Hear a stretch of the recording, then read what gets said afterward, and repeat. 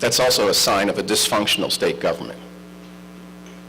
God, how I love the governor's race. It gives me the freedom to talk about stuff I've never talked about before.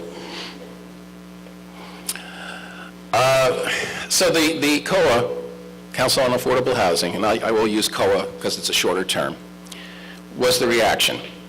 And round one and round two weren't too bad. These were basically unfunded state mandates to communities telling them that this is how much affordable housing you're going to build in your community. No one ever took any time to ask logical questions, such as, well, if I build a house in Wolpack, New Jersey, which, by the way, I've run through, and that's up by the Delaware. If I build my house in Wolpack, New Jersey, where am I going to work? And how am I going to get to work? Because maybe if I'm not really wealthy, maybe I don't have a car. Is there mass transit up there? Unless it's mule pack, I can't think of any. And that's true throughout most of New Jersey. You know, when you think about it, New Jersey is constructed on an axis that runs from Philadelphia to New York. Hence, Ben Franklin's famous observation that New Jersey is a keg tapped at both ends. But you move outside of that axis, and frankly, transportation, especially public mass transportation, is not very good. Yes, we have isolated lines that run out here to Morris County and other places, but the fact is, it certainly doesn't extend throughout most of the state. And yet the COAH policy says, we're going to build housing everywhere. Now let's also consider the impact of COAH housing. The third round is breathtaking, folks. This is the biggest exercise in social engineering since the Soviet Union fell. And probably for the same reason. I was in Egg Harbor Township last night, one of 566 municipalities in the state of New Jersey. And yes, I've run there too. Egg Harbor Township is looking at not only the COAH mandate from Trenton, but also building roughly 5 times the COAH mandate of houses. Those are called market houses. And the reason is developers aren't going to build the so-called affordable housing unless they're also allowed to build market housing that they can sell at regular commercial rates. So if they say to you, you have a COAH obligation of 1,000 units, 1,000 affordable homes, what they're really saying is you have to build 5,000. So I was down in Egg Harbor. Egg Harbor, if you multiply their COAH obligation, it comes out to about, I think, 6,000 homes we calculated last night. 6,000 new homes. Homes themselves don't exist without people. People move in. People have little children, urchins. And they grow up and they want to go to school.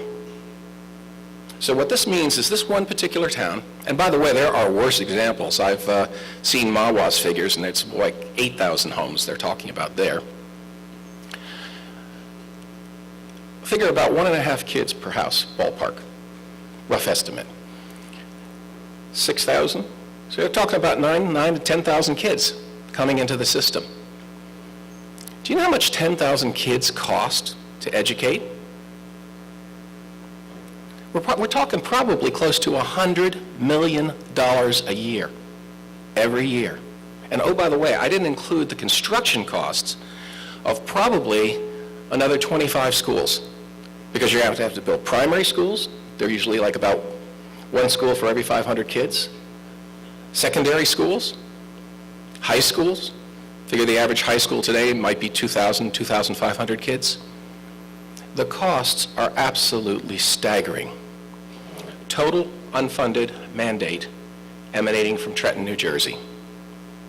And by the way, unlike COAH and unlike the Mount Laurel decision, unfunded state mandates are expressly prohibited by the New Jersey Constitution. And yet, the problem is, who's ordering the housing? The Supreme Court of New Jersey. Guess who decides what the Constitution says? The Supreme Court of New Jersey. Do you see a breakdown in terms of accountability here? I do. What I reported in Egg Harbor is going on throughout the state. Literally, many counties and many towns are facing an impossible financial burden. And there are various reactions. Some want to sue, but the suit's going to go up through the state Supreme Court. So there's no relief there in all likelihood. Some want to disobey the law, and they've said so. They've said we're not going to comply with COAH. That exposes them to the builder's remedy lawsuit instituted by the New Jersey Supreme Court. Yeah, I could tell you a story about this, but it's a terribly off-color story. It's basically, what it says is you lose either way, and that's the problem in New Jersey.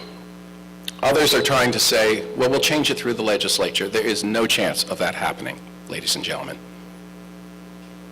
So what is, Merkt, you're running for governor. What's your solution?